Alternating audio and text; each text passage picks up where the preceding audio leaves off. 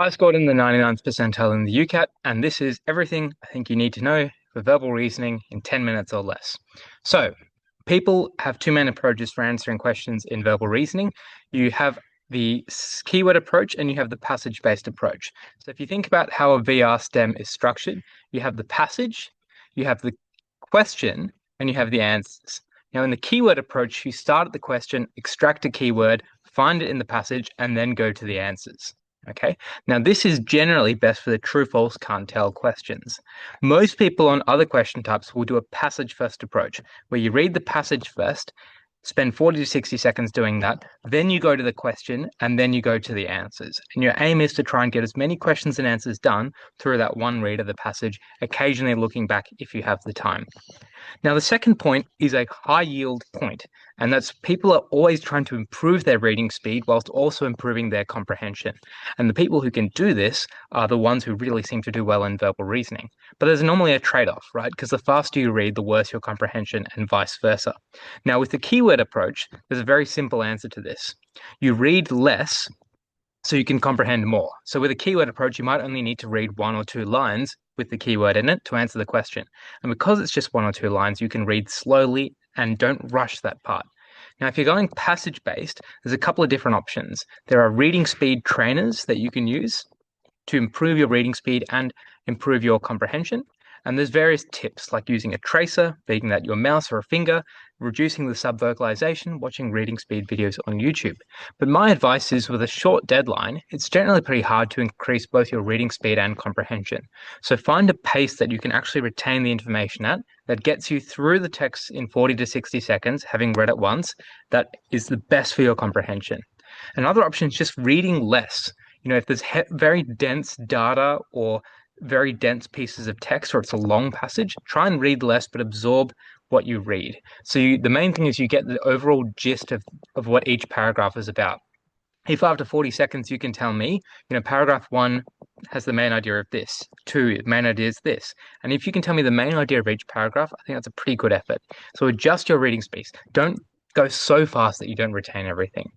And then we have some rapid fire tips. I think an important rapid fire tips is that the answer, the wording of the answer options give you clues as to whether the answer is true, false, or can't tell, or whether the answer is correct or incorrect. So you're looking at the detail in the answer. Are the answers very wordy and specific, or are they general broad points? General broad points that align with the passage that are worded with that formal language are much more likely to be correct. Whereas answers that are very specific with lots of details, lots of adverbs, it's a combined sentence with words like and, because, with these conjunctions, that just adds to the complexity of the answer and reduces the likelihood that that's going to be correct.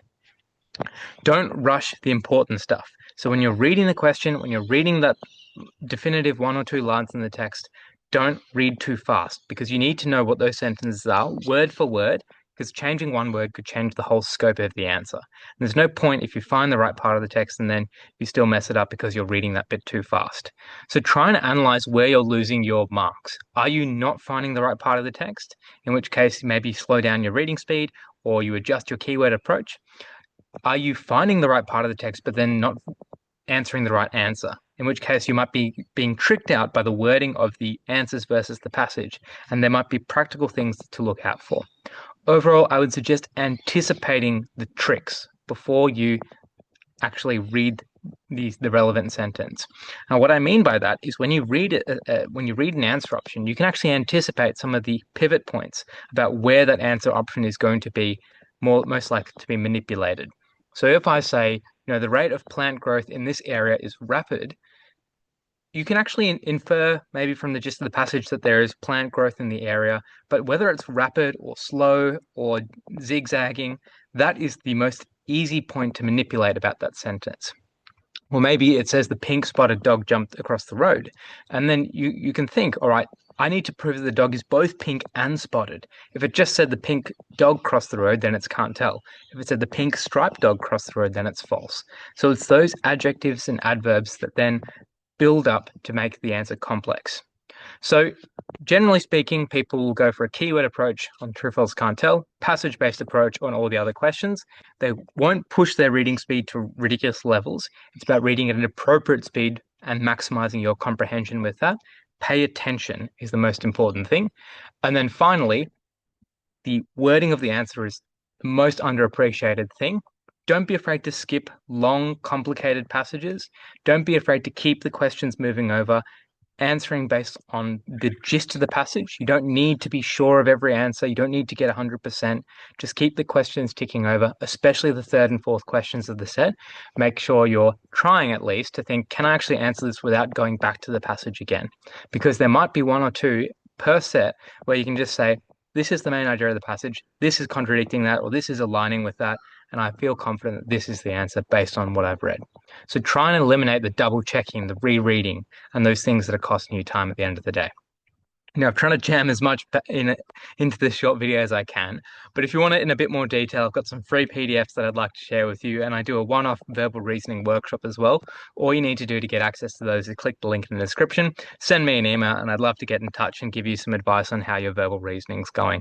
It's the hardest section on the UCAT for a reason, so it's important that you have every strategy that you can, and you know what the best students are doing to get those 800 plus scores.